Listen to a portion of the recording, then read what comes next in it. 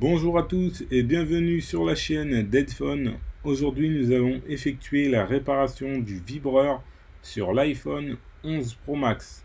Les symptômes, lorsqu'on tente d'activer le vibreur, on n'a aucune vibration. Lors des appels, lorsqu'on se met en mode silencieux, on n'a aucune vibration aussi. Dans les réglages, on tente d'activer le vibreur, mais aucun moyen, le téléphone ne vibre pas. Donc si jamais vous avez un problème au niveau de votre vibreur, n'hésitez pas à vous rendre dans le partie descriptif de la vidéo.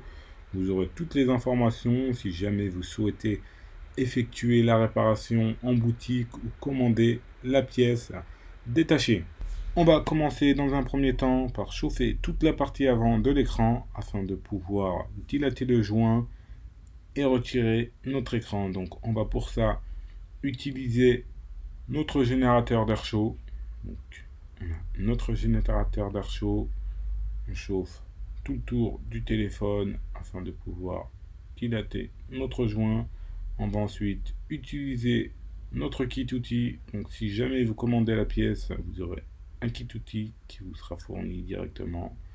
On va utiliser notre petite ventouse qu'on va placer au niveau de la partie inférieure de l'écran. On l'applique bien.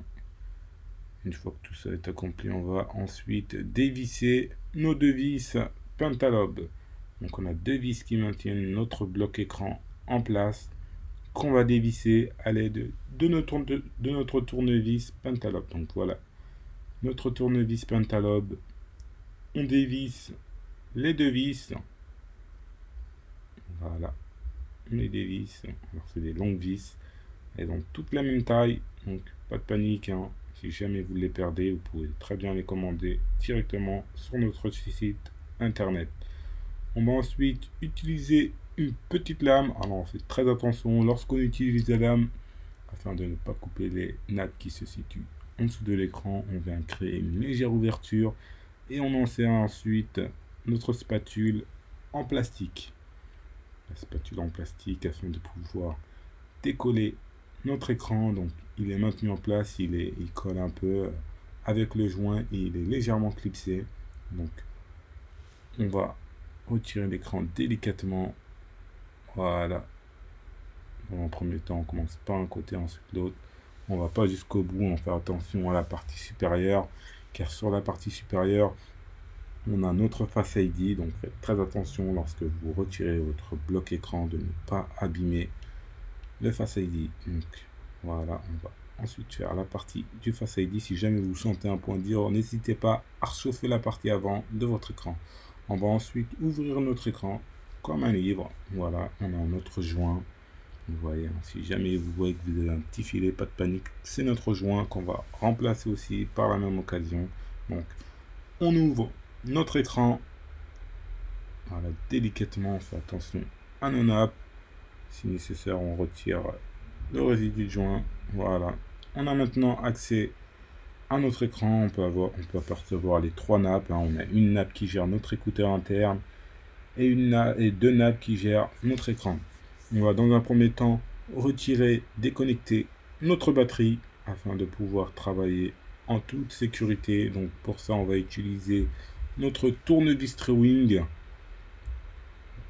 et retirer les deux vis. Donc on dévisse les deux vis. Alors les vis sur iPhone, elles sont un peu particulières. Elles n'ont pas toutes la même taille, hein. Dans certains cas c'est la même taille. Donc sur ce plaque qui maintient notre batterie en place, les deux vis sont de la même taille. Mais dans d'autres cas, c'est pas la même taille. Donc vous aurez un patron si jamais vous décidez d'effectuer la réparation. Un patron que vous pourrez télécharger directement sur notre site internet. On va ensuite déconnecter notre batterie. En un instant près, on va pouvoir travailler en toute sécurité. Donc, on va ensuite retirer notre écran. Donc, pour ça, on va utiliser notre tournevis Trewing et dévisser les 6 vis qui maintiennent notre écran en place. Donc, on dévisse nos 6 vis Trewing. Voilà, on les dévisse toutes. On fait attention à ne pas riper les vis. Une fois les 6 vis de dévisser, on va pouvoir retirer la plaque qui maintient nos nappes en place. Donc, on retire notre plaque. Voilà, notre plaque de retirer. On va pouvoir déconnecter tous nos nappes. Dans un premier temps, commencer par la nappe qui gère notre affichage. Donc là, c'est la nappe de l'écouteur interne. On va retirer la nappe qui gère notre affichage. On la déconnecte à l'aide de notre spatule en plastique. On fait attention à ne pas riper les composants qui se situent tout autour. On va ensuite déconnecter la nappe de notre tactile et ensuite la nappe de notre écouteur interne. Voilà, on va maintenant dissocier notre écran de notre bloc châssis. Voilà, on retire tout, donc voilà à quoi ressemble notre écran et notre châssis. Donc voilà, l'écran vraiment simple, uniquement notre écouteur interne qui est directement relié. On va ensuite retirer notre petite ventouse, conserver notre écran de côté et on va pouvoir passer à la partie haut-parleur. Donc on retire notre joint délicatement. Une fois que le joint est retiré, on va pouvoir effectuer la réparation. On est donc prêt. On va dans un premier temps retirer la plaque qui maintient la nappe de notre vibrant en place. Alors c'est une petite plaque maintenue en place par 4 vis Tri-Wing. Donc on va pour ça utiliser notre tournevis Tri-Wing afin de pouvoir retirer ces 4 vis. Donc on les retire toutes. Voilà. Et la quatrième, on va ensuite retirer notre plaque qui maintient le tout en place. On la retire, on la conserve de côté. On a maintenant accès à notre vibreur.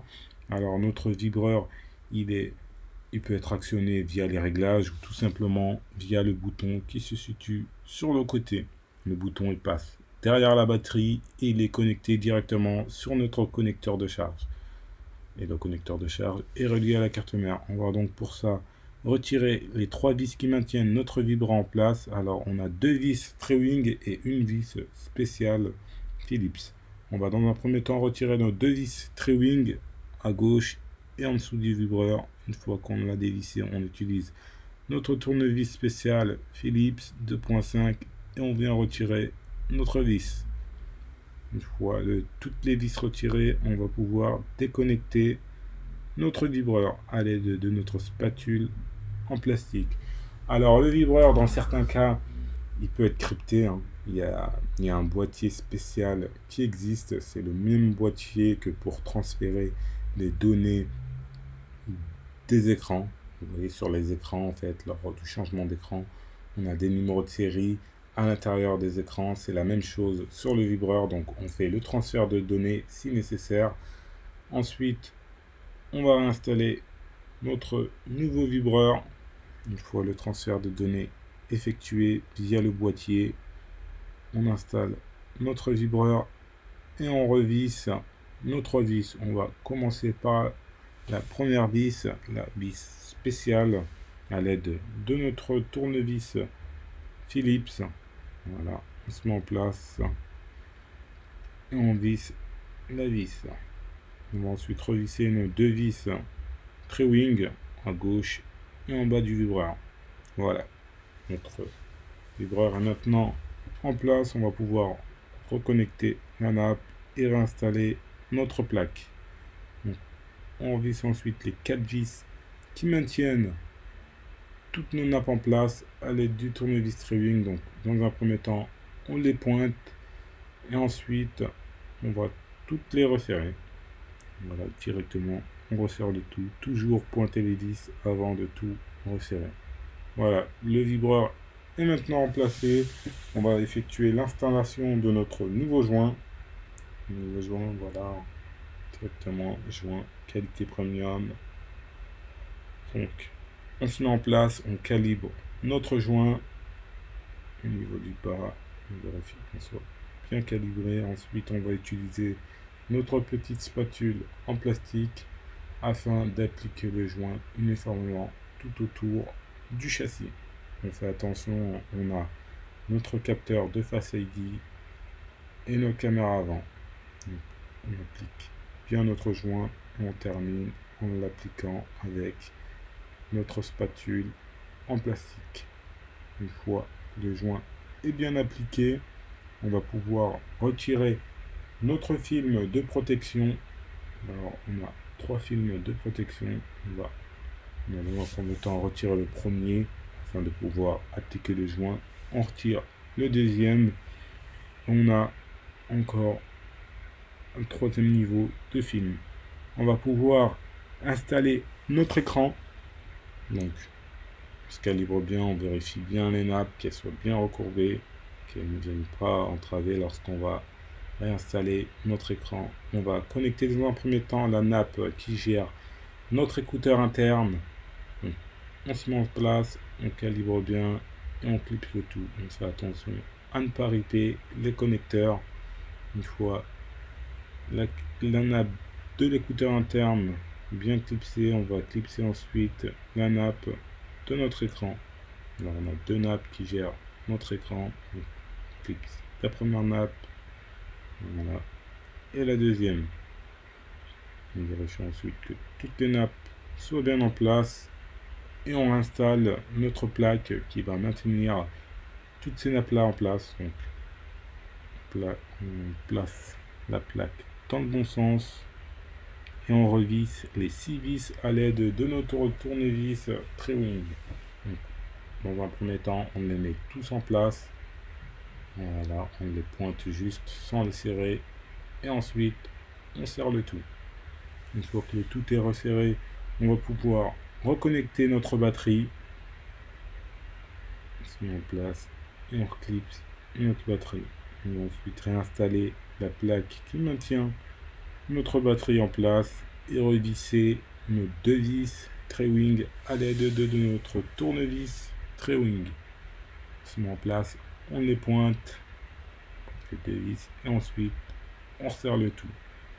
Une fois que tout est resserré, on va pouvoir retirer nos derniers films de protection. Donc voilà, le premier, le deuxième, voilà, on retire au niveau du bas. On rabat ensuite notre écran et on retire notre dernier film de protection. Voilà, délicatement, on le retire.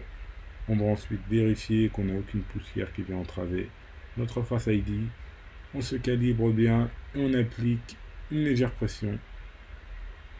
On va se mettre sur le côté, reclipser le tout à l'intérieur du châssis.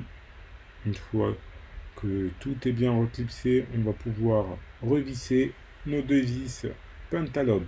Alors c'est nos 2 longues vis qu'on a retirées au début de la réparation. Donc, on les met en place. On utilise ensuite notre tournevis Trewing afin de revisser nos 2 vis. Voilà, on installe la dernière vis. Donc voilà, la réparation est maintenant terminée. Donc si jamais vous avez un problème au niveau de votre vibreur, ça ne fonctionne tout simplement pas, ou vous avez un souci, n'hésitez pas à nous contacter, à vous rendre sur notre site deadphone.fr. Vous aurez toutes les informations concernant la pièce détachée ou la réparation si jamais vous souhaitez effectuer la réparation en boutique. Donc si jamais cette vidéo vous a plu, n'hésitez pas à nous lâcher un like et à vous abonner à notre chaîne Deadphone. Merci et à la prochaine pour de nouvelles vidéos.